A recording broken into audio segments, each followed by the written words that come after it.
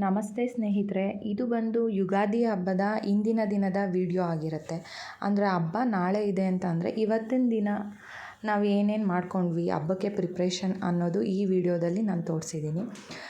ನಾನು ಅವತ್ತಿನ ದಿನ ಸ್ವಲ್ಪ ಲೇಟಾಗೇ ಇದ್ದೆ. ಅಂದರೆ ನಾನು ಎದ್ದಾಗ 7:30 ಹತ್ತತ್ರ ಟೈಮ್ ಆಗಿತ್ತು. ಯಾಕಪ್ಪ ಅಷ್ಟು ಲೇಟಾಗಿದ್ದೆ ಅಂತ ಅಂದರೆ ನನ್ನ ಮಗಳಿಗೂ ಸಹ ಸ್ಕೂಲ್ ರಜಾ ಇತ್ತು ಮತ್ತು ನಮ್ಮ ಹಸ್ಬೆಂಡು ಸಹ ಆಫೀಸ್ಗೆ ಲೇಟಾಗಿ ಹೋಗ್ತೀನಿ ಅಂತ ಹೇಳಿದರು. ಹಾಗಾಗಿ ನಾನು ಡೈಲಿ ಹೇಳೋದು ಇದ್ದಿದ್ದೇ ಅಲ್ವಾ, ಸ್ವಲ್ಪ ಇವತ್ತು ನಿಧಾನಕ್ಕೆ ಎದ್ದು ಕೆಲಸಗಳನ್ನ ಮಾಡ್ಕೊಳ್ಳೋಣ ಅಂದ್ಬಿಟ್ಟು ಆ ಟೈಮ್ಗೆ ಎದ್ದೆ. ಸರಿ, ಎದ್ದ ತಕ್ಷಣ ನನಗೆ ಒಂದು ಲೋಟ ಬಿಸಿನೀರು ಕುಡಿಲೇಬೇಕು. ಯಾಕೆ ಅಂತ ಅಂದರೆ ಬಿಸಿನೀರು ಕುಡಿದ್ರೆ ಏನೋ ಒಂಥರ ಸಮಾಧಾನ, ಜೊತೆಗೆ ಕಾಫಿನೂ ಸಹ. ಸರಿ ಅಂದ್ಬಿಟ್ಟು ಫಸ್ಟ್ ಒಂದು ಗ್ಲಾಸ್ ಬಿಸಿನೀರು ಕುಡಿದ್ಬಿಟ್ಟು ಆಮೇಲೆ ಕಾಫಿಗೆ ಹಾಲು ಕಾಯೋಕ್ಕಿಟ್ಟೆ. ಅಷ್ಟರೊಳಗಡೆ ಟಿಫನ್ಗೆ ಏನಾದರೂ ಪ್ರಿಪ್ರೇಷನ್ ಮಾಡ್ಕೊಳ್ಳೇಬೇಕಲ್ವ. ಹಾಗಾಗಿ ಪಲಾವ್ ಏನಾದರೂ ಮಾಡೋಣ ಅಂತ ಅಂದ್ಬಿಟ್ಟು ಪಲಾವ್ಗೆ ತರಕಾರಿಗಳನ್ನೆಲ್ಲ ಹಚ್ಕೊತಾ ಇದ್ದೆ. ನಾನು ಪಲಾವ್ಗೆ 2 ಈರುಳ್ಳಿ ಮತ್ತು ನಾನು ಇದನ್ನು ಮಸಾಲೆ ಇಲ್ದಲೇ ಇರೋ ಥರನೇ ಪಲಾವ್ ಮಾಡ್ತಾಯಿದ್ದೆ. ಯಾಕೆಂದರೆ ಈ ಬೇಸಿಗೆನಲ್ಲಿ ಆದಷ್ಟು ಮಸಾಲೆ ಐಟಮ್ನ ನಾವು ಕಮ್ಮಿಯಾಗಿ ತಿನ್ನಬೇಕಾಗುತ್ತೆ. ಹಂಗಾಗಿ ಮಸಾಲೆ ಬೇಡ, ಸ್ವಲ್ಪ ಮಸಾಲೆಗೆ ಏನೇನು ರುಬ್ತೀವೋ ಅದನ್ನೆಲ್ಲ ನಾನು ಒಗ್ಗರಣೆಗೆ ಹಾಕಿಯೇ ಮಾಡೋಣ ಅಂತ ಅಂದ್ಬಿಟ್ಟು ಮಾಡ್ಕೊತಾ ಇದ್ದೆ. 2 ಈರುಳ್ಳಿ ಹಾಕಿದ್ದೆ, ಒಂದು 10 ಹಸಿಮೆಣ್ಸಿನ್ಕಾಯಿ ಹಾಕಿದ್ದೆ, ಒಂದು 3 ಚಕ್ಕೆ ಮತ್ತು ಒಂದು 5 ಲವಂಗ ಹಾಕಿ 3 ಏಲಕ್ಕಿ ಹಾಕಿದ್ದೆ. ಅಷ್ಟರೊಳಗಡೆ ಹಾಲು ಕಾಯ್ತು. ಸರಿ, ಒಂದು ಸ್ವಲ್ಪ ಕಾಫಿ ಕುಡ್ಕೊಂಬಿಡೋಣ ಅಂದ್ಬಿಟ್ಟು ಕಾಫಿನೂ ಕುಡ್ಕೊಂಡೆ. ಇಷ್ಟೆಲ್ಲ ಆದಮೇಲೆ ನಾನು ತರಕಾರಿ ಎಲ್ಲ ಹಚ್ಚಿ ರೆಡಿ ಆಗಿತ್ತು. ಸರಿ, ಟಿಫನ್ಗೆ ಇಟ್ಬಿಡೋಣ ಅಂದ್ಬಿಟ್ಟು ಕುಕ್ಕರ್ ಇಟ್ಟು ಎಣ್ಣೆ ಬಿಟ್ಟೆ. ಅದಕ್ಕೆ ಏನಂದರೆ ಒಗ್ಗರಣೆಗೆ ಈರುಳ್ಳಿ, ಹಸಿಮೆಣ್ಸಿನ್ಕಾಯಿ, ಚಕ್ಕೆ, ಲವಂಗ, ಏಲಕ್ಕಿ ಇದನ್ನೆಲ್ಲ ಹಾಕ್ಬಿಟ್ಟು ಸ್ವಲ್ಪ ಅರ್ಶಿನದ ಪುಡಿನ ಹಾಕ್ಬಿಟ್ಟು ಲೈಟಾಗಿ ಫ್ರೈ ಮಾಡ್ಕೊಬೇಕು. ಇದ್ರ ಜೊತೆಗೆ ನಾನು ಆ್ಯಕ್ಚುಲಿ ರುಬ್ಬೋದಕ್ಕೆ 1 ಟೊಮೊಟೊ ಹಾಕಿ ಫ್ರೈಗೆ 1 ಟೊಮೊಟೊ ಹಾಕ್ತಿದ್ದೆ. ಈಗ ನಾನು ಮಸಾಲೆ ಏನು ರುಬ್ತಿಲ್ವಲ್ಲ, ಹಾಗಾಗಿ 2 ಟೊಮೊಟೊನೂ ಒಗ್ಗರಣೆಗೆ ಹಾಕ್ಕೊಂಡೆ. ಇದನ್ನು ಸ್ವಲ್ಪ 2 ನಿಮಿಷ ಫ್ರೈ ಆಗೋದಕ್ಕೆ ಬಿಡಬೇಕು.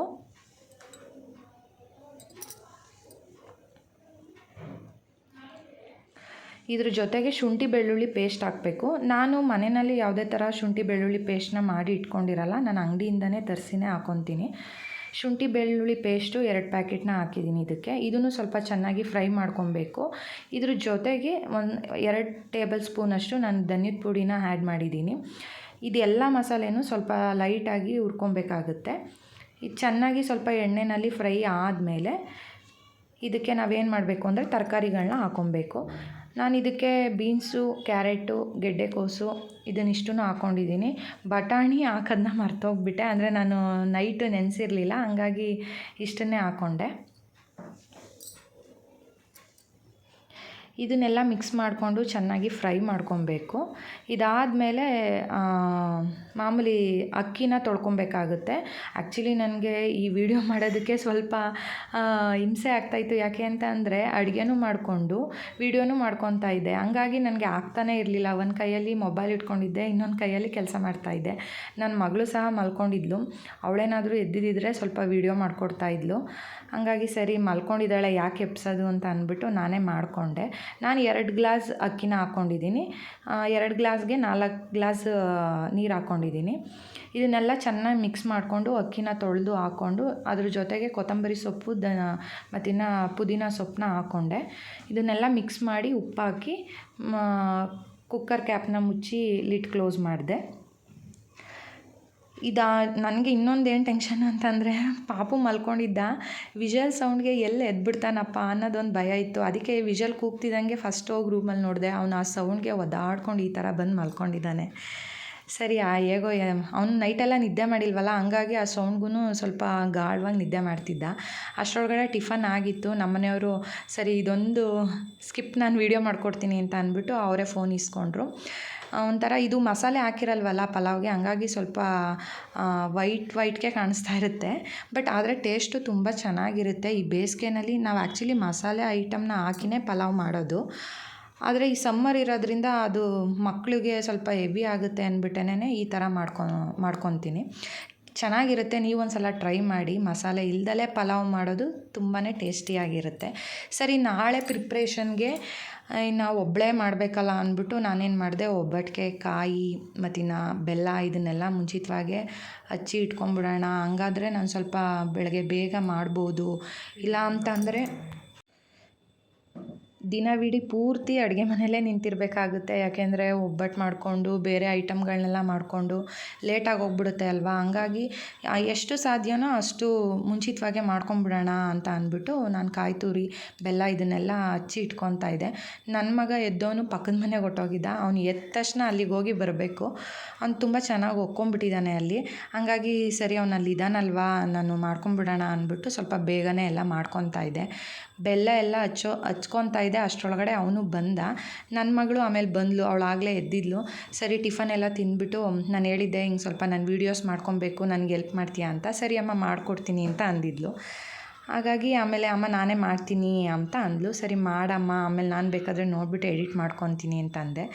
ನಾನು ಬೆಲ್ಲ ಎಲ್ಲ ಹಚ್ಕೊತಾ ಇದ್ದೆ. ಅಷ್ಟರೊಳಗಡೆ ಅವನು ಬಂದು ಕೂತ್ಕೊಂಡ. ನೋಡಿಬಿಟ್ಟು ಬೆಲ್ಲ ಕೊಡು ಅಂತ ಕೇಳ್ದ. ಸರಿ, ಒಂದು ಪೀಸ್ ಕೊಟ್ಟೆ. ಬಟ್ ಅವನು ಇನ್ನೂ ಬೇಕು ಅಂತಿದ್ದ. ನೋಡಿ, ಅದಕ್ಕೆ ಹೇಳೋದು, ಮಕ್ಕಳಿಗೆ ಸಿಹಿ ತೋರಿಸ್ಬಾರ್ದು ಅಂತ ಹೇಳ್ತಾರೆ. ಅದ್ರ ಮುಂದಿನ ಗಾದೆನೂ ಇದೆ. ಅದು ನಿಮ್ಗೆ ಗೊತ್ತಿರುತ್ತೆ ಅಂದ್ಕೊತೀನಿ. ಸರಿ ಅಂದ್ಬಿಟ್ಟು ಅವನಿಗೂ ಬೆಲ್ಲ ಕೊಟ್ಟೆ. ಇಲ್ಲ ಅಂದರೆ ತುಂಬ ಚಂಡಿ ಹಿಡಿದ್ಬಿಡ್ತಾನೆ. ಆಮೇಲೆ ಬೇಗ ಅದನ್ನು ಎತ್ತಿಕ್ಬಿಟ್ಟು ನೆಕ್ಸ್ಟ್ ಕೆಲಸ ಏನಿತ್ತು ಅಂತ ಅಂದರೆ, ನನಗೆ ಟಿಫನ್ ಮಾಡಿದ್ದು ಎಲ್ಲ ಸ್ವಲ್ಪ ಪಾತ್ರೆಗಳೆಲ್ಲ ಇತ್ತು. ಅದನ್ನೆಲ್ಲ ಕ್ಲೀನ್ ಮಾಡ್ಕೊಂಬಿಡೋಣ ಅಂದ್ಬಿಟ್ಟು, ಕುಡಿಯೋ ನೀರು ಬೇರೆ ಬರ್ತಿತ್ತು. ಹಂಗಾಗಿ ಎಲ್ಲ ಕ್ಲೀನ್ ಮಾಡಿಕೊಂಡೆ. ಆಮೇಲೆ ಪಕ್ಕದ ಮನೆ ಆಂಟಿನೂ ಸಹ ಬಂದರು ಕೆಲಸದಿಂದ. ಅಷ್ಟರೊಳಗಡೆ ನಾವು ಎಲ್ಲ ಸೇರಿಕೊಂಡು ಪ್ಯಾಸೇಜ್ ಎಲ್ಲ ತೊಳ್ಕೊಂಡ್ವಿ. ಮನೆ ಕಸ ಎಲ್ಲ ಗುಡಿಸಿ, ಮನೆ ಒರೆಸಿ, ಸ್ವಲ್ಪ ಕಿಟಕಿ ಬಾಗಿಲೆಲ್ಲ ಒರೆಸೋದಿತ್ತು. ಹಂಗಾಗಿ ನನ್ನ ಖುಷಿ ಏನು ಮಾಡಿದ್ಲು, ಅಮ್ಮ ನಾನು ಕಿಟಕಿಗಳೆಲ್ಲ ಕಂಬಿ ನಾನು ಒರೆಸ್ಕೊಡ್ತೀನಿ ಅಂತ ಕೇಳಿದ್ಲು. ಸರಿ ಆಯಿತು ಮಾಡಿಕೊಡಮ್ಮ ಅಂತ ಅಂದೆ. ಆ್ಯಕ್ಚುಲಿ ಮಕ್ಕಳು ಎಷ್ಟು ಮಾಡ್ತಾರೋ ಗೊತ್ತಿಲ್ಲ, ಬಟ್ ಈ ಥರ ಏಜಲ್ಲಿ ನಾವು ಅವ್ರಿಗೆ ಮಾಡೋದಕ್ಕೆ ಕೊಡಬೇಕು. ಇವತ್ತು ಚಿಕ್ಕ ಚಿಕ್ಕ ಐಟಮು ನಾವು ಕೊಟ್ರೇ ಅವರು ನೆಕ್ಸ್ಟು ಬೇರೆ ಏನಾದರೂ ದೊಡ್ಡ ಕೆಲಸ ಮಾಡೋದಕ್ಕೆ ಸಾಧ್ಯ. ಇವತ್ತು ಅಯ್ಯೋ ಅವಳು ನೀಟಾಗಿ ಮಾಡಲ್ಲ ಅಂತ ಬಿಟ್ಬಿಟ್ರೆ ಅದು ಮತ್ತೆ ಮಕ್ಕಳು ಯಾವ ಥರ ಕೆಲಸನೂ ಕಲ್ತ್ಕೊಳ್ಳೋದೇ ಇಲ್ಲ. ಅದೆಲ್ಲ ಆದಮೇಲೆ ನಾನು ಫ್ರೆಶ್ ಅಪ್ ಆಗಿ ಸ್ವಲ್ಪ ದೇವ್ರ ಮನೆ ಕೆಲಸ ಇತ್ತು. ನಾನು ಸಾಮಾನ್ಯವಾಗಿ ಅಮಾವಾಸ್ಯೆ ಮತ್ತು ಪೌರ್ಣಮಿ, ಶುಕ್ರವಾರ, ಮಂಗಳವಾರ ಕಳಸನ ಕತ್ತರಿಸೋದೇ ಇಲ್ಲ. ಇವತ್ತು ಬಂದು ಸ್ಯಾಟರ್ಡೇ ಆಗಿತ್ತಲ್ವ, ಆದರೆ ಗ್ರಹಣವೂ ಇತ್ತು ಮತ್ತು ಅಮಾವಾಸ್ಯೆನೂ ಇತ್ತು ಅಂತ ಹೇಳಿದರು. ಅಮಾವಾಸ್ಯೆ ಬಂದು ಮಧ್ಯಾಹ್ನಕ್ಕೆಲ್ಲ ಮುಗ್ದೋಗುತ್ತೆ ಅಂತ ಅಂದಿದ್ರು. ಹಂಗಾಗಿ ನಾನು ದೇವ್ರ ಸಾಮಾನೆಲ್ಲ ತೆಗಿಯೋಷ್ಟರೊಳಗಡೆ ಹತ್ತತ್ರ ಒಂದು 5 ಗಂಟೆನೇ ಆಗೋಗಿತ್ತು. ಹಂಗಾಗಿ ತೆಗಿಬೋದಲ್ಲ ಅಂದ್ಬಿಟ್ಟು ಎಲ್ಲ ತೆಗೆದು ನಾನು ಕ್ಲೀನ್ ಮಾಡಿಕೊಂಡೆ. ಬೆಳ್ಳಿ ಸಾಮಾನಿಗೆ ನಾನು ಸಬೀನಾ ಮತ್ತು ಕೋಲ್ಗೇಟ್ ಪೌಡ್ರನ್ನ ಯೂಸ್ ಮಾಡಿ ತೊಳ್ಕೊತೀನಿ. ತುಂಬ ಚೆನ್ನಾಗಿ ಇರುತ್ತೆ. ಅಂದರೆ ಡಿಸೈನ್ ಇರೋ ಬೆಳ್ಳಿ ಸಾಮಾನುಗಳಿಗೆ ಸ್ವಲ್ಪ ಬ್ರಷ್ ಯೂಸ್ ಮಾಡಿದ್ರೆ ಅದರಲ್ಲಿ ಯಾವುದೇ ಥರ ಕೊಳೆ ಕೂತ್ಕೊಳ್ಳೋದೇ ಇಲ್ಲ. ನೀಟಾಗೆಲ್ಲ ರಿಮೂವ್ ಆಗುತ್ತೆ. ದೇವ್ರ ಸಾಮಾನೆಲ್ಲ ತೊಳೆದೆ. ಆಮೇಲೆ ಇದನ್ನೆಲ್ಲ ಸ್ವಲ್ಪ ಬಟ್ಟೆನಲ್ಲಿ ಸೋರಾಕಿಟ್ಟಿದ್ದೆ. ಇದೆಲ್ಲ ನೀರು ಸೋರೋವರೆಗೂ ದೇವ್ರ ಮನೆನ ಎಲ್ಲ ಒರೆಸಿ ಕ್ಲೀನ್ ಮಾಡ್ಕೊಂಬಿಡೋಣ ಅಂದ್ಬಿಟ್ಟು ದೇವ್ರ ಮನೆ ಬಾಗಿಲೆಲ್ಲ ಒರೆಸ್ಕೊಂಡು ಕ್ಲೀನ್ ಮಾಡ್ಕೊತಾ ಇದ್ದೆ. ದೇವ್ರ ಫೋಟೋಗೆಲ್ಲ ಕುಂಕುಮಗಳನ್ನೆಲ್ಲ ಇಟ್ಕೊಂಡು, ನಾನು ಜಾಸ್ತಿ ಏನು ದೇವ್ರ ಫೋಟೋಗಳನ್ನ ಇಟ್ಕೊಂಡಿಲ್ಲ. ಬರೀ ನಮ್ಮ ಮನೆ ಗಂಡು ದೇವರು ಮತ್ತು ಹೆಣ್ಣು ದೇವರು 2 ಫೋಟೋ ಇಟ್ಕೊಂಡಿರೋದು. ಅಷ್ಟು ಮಾಡೋಷ್ಟರೊಳಗಡೆ ನನಗೆ ದೇವ್ರ ಮನೆ ಕೆಲಸಕ್ಕೆ ಕೈ ಹಾಕಿದ್ರೇ ಹತ್ತತ್ರ ಒಂದು 2 ರಿಂದ 3 ಅವರ್ ಹಿಡಿದ್ಬಿಡುತ್ತೆ. ಆಮೇಲೆ ದೇವ್ರ ಸಾಮಾನೆಲ್ಲ ಜೋಡಿಸ್ಕೊಂಡೆ. ಅಂದರೆ ಆ್ಯಕ್ಚುಲಿ ನಾನು ಈ ಥರ ಜೋಡಿಸಲ್ಲ, ಬಟ್ ಹಂಗೆ ಜೋಡಿಸಿ ಕುಂಕುಮ ಇಟ್ಟಿದ್ದೀನಿ. ಹೇಗಿದ್ದರೂ ಬೆಳಗ್ಗೆ ಹೂವು ಹಾಕ್ಬೇಕಲ್ವ, ಆವಾಗ ಜೋಡಿಸ್ಕೊಳ್ಳೋಣ ಅಂದ್ಬಿಟ್ಟು. ಇದಾದಮೇಲೆ ಗೊತ್ತಲ್ಲ, ಶ್ರೀನಗರಕ್ಕೆ ಹೋಗಬೇಕಿತ್ತು. ಹೂವು, ಮಾವಿನ ಸೊಪ್ಪು, ಬೇವಿನ ಸೊಪ್ಪು ಇದೆಲ್ಲ ತರೋದಿತ್ತು. ಅಲ್ಲಂತೂ ಜನ ನೋಡ್ತಿದ್ರೆ ತುಂಬ ಚೆನ್ನಾಗಿತ್ತು. ಖುಷಿ ಅನ್ನಿಸ್ತಾಯಿತ್ತು. ಹಬ್ಬಕ್ಕೆ ಜನ ನೋಡಿ ಎಷ್ಟು ಚೆನ್ನಾಗಿ ಪರ್ಚೇಸ್ ಮಾಡ್ತಾರಲ್ವ ಅಂತ ಅಂದ್ಬಿಟ್ಟು. ಹೂವು ಅಂತೂ ಸಿಕ್ಕಾಪಟ್ಟೆ ರೇಟು. ಆಮೇಲೆ ಅದ್ರ ಜೊತೆಗೆ ಸ್ವಲ್ಪ ತರಕಾರಿನೂ ತೊಗೊಳೋದಿತ್ತು. ಅದನ್ನೆಲ್ಲ ತೊಗೊಂಡು ಸ್ವಲ್ಪ ತರಕಾರಿಗಳನ್ನೆಲ್ಲ ಸಗ್ರಿಗೇಟ್ ಮಾಡಿಕೊಂಡು ಫ್ರಿಜ್ಜಲ್ಲಿ ಸ್ಟೋರ್ ಮಾಡಿಕೊಂಡೆ. ಸ್ವಲ್ಪ ತೋರಣನೂ ಮುಂಚಿನ ದಿನವೇ ಕಟ್ಟಿಟ್ಕೊಂಡ್ಬಿಟ್ರೆ ನನಗೆ ಬೆಳಗ್ಗೆಗೆ ಹೆಲ್ಪ್ ಆಗೋದು. ಹಾಗಾಗಿ ತೋರಣನೂ ಕಟ್ಕೊಂಡೆ. ಇಷ್ಟೆಲ್ಲ ಮಾಡೋಷ್ಟರೊಳಗಡೆ ನೋಡಿ 7:30 ಆಗಿತ್ತು. ಬೆಳಗ್ಗೆ 7:30 ಕೆಲಸ ಹಿಡ್ದಿದ್ದಕ್ಕೆ 7:30 ಆಯಿತು. ಸರಿ, ತುಂಬ ಸಿಕ್ಕಾಪಟ್ಟೆ ಸುಸ್ತಾದಂಗೆ ಆಗೋಗಿತ್ತು. ಅದಕ್ಕೆ ರಾತ್ರಿ ಊಟ ಏನೂ ಮಾಡಿರಲಿಲ್ಲ. ನಮ್ಮನೆಯವ್ರು ಅದಕ್ಕೆ ಫುಡ್ ಸ್ಟ್ರೀಟ್ಗೆ ಕರ್ಕೊಂಡೋದ್ರು. ಅಲ್ಲೇ ಲೈಟಾಗಿ ಊಟ ಮಾಡಿಕೊಂಡು ಮತ್ತೆ ನಾವು ರಿಟರ್ನ್ ಆದ್ವಿ. ನನ್ನ ಮಗನ ಪಕ್ಕದ ಮನೆಯಲ್ಲೇ ಊಟ ಮಾಡಿಸಿ ಬಿಟ್ಟು ಬಂದುಬಿಟ್ಟಿದ್ದೆ. ತುಂಬ ಚೆನ್ನಾಗಿತ್ತು. ಕೆಲಸ ಎಲ್ಲ ಮಾಡ್ದಂಗೆ ಅನ್ನಿಸ್ಲಿಲ್ಲ. ಯಾಕೆಂದರೆ ನನ್ನ ಮಗಳು ಜೊತೆಲಿದ್ಲು, ತುಂಬ ಹೆಲ್ಪ್ ಮಾಡಿದ್ಲು. ಇದಾಗಿತ್ತು ನನ್ನ ಯುಗಾದಿ ಹಬ್ಬದ ಇಂದಿನ ದಿನದ ವಿಡಿಯೋ. ದಯವಿಟ್ಟು ವಿಡಿಯೋನ ನೋಡಿ ಲೈಕ್ ಮಾಡಿ, ಶೇರ್ ಮಾಡಿ, ಸಬ್ಸ್ಕ್ರೈಬ್ ಮಾಡಿ. ಮತ್ತೆ ಇನ್ನೊಂದು ವಿಡಿಯೋ ಜೊತೆ ಸಿಗ್ತೀನಿ.